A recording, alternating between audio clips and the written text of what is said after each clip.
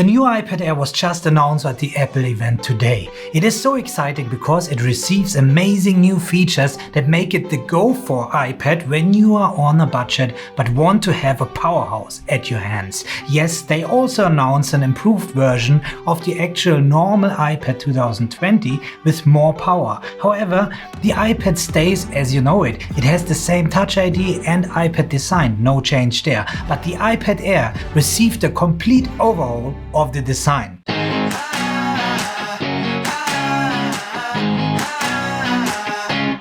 It looks very much like the newer generation's iPad Pro 2019 and 2020, and finally has a USB-C connection too. It also received a new Touch ID that works in a new way. It is now integrated into the standby button on top of your iPad. So no Face ID here. But I don't mind about this, as it gets much more important stuff from the iPad Pro.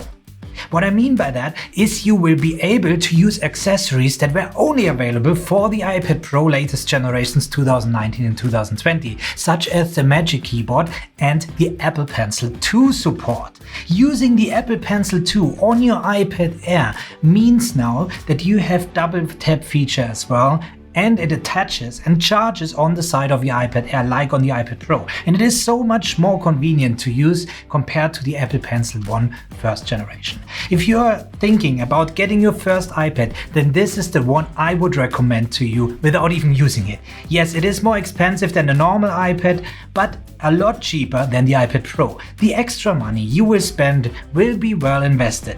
This device will last several years for you. And with the iPad OS 14, having and using an Apple Pencil on your device is the best experience ever. Here is a short trailer from the Apple event that explains you in detail what new features coming to the Apple Pencil.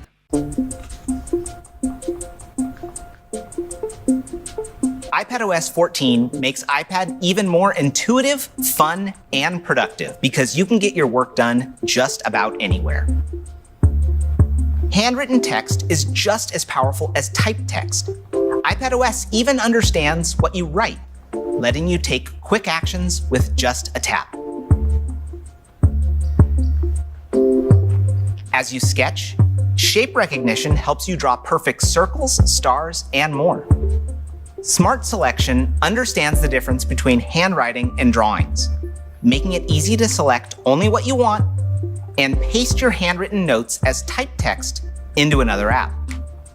New compact UIs mean you can stay focused on the task at hand.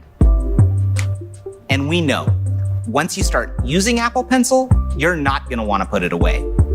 So we have Scribble, which lets you handwrite into any text field, even straight into numbers, or to add a final thought to that document you've been working on. The new iPad and the power of iPadOS 14 are an amazing combination, making it possible to express your ideas however you want to, wherever you are. I'll be honest, it will be hard for me to give you many reasons why you should go for the iPad Pro instead of the iPad Air. Well, one might be the screen size, as the iPad Pro has an 11-inch or a 12.9-inch version, whereas the iPad Air will only be available in 10.9-inch size. Anyway, I cannot wait to get my hands on the iPad Air. Make sure you subscribe to this channel so you won't miss my comparison video between the iPad Pro and the iPad Air 2020. And if you like this video, don't forget to give it a thumbs up and share it with your friends. Thanks for watching, and I'll catch you up next time.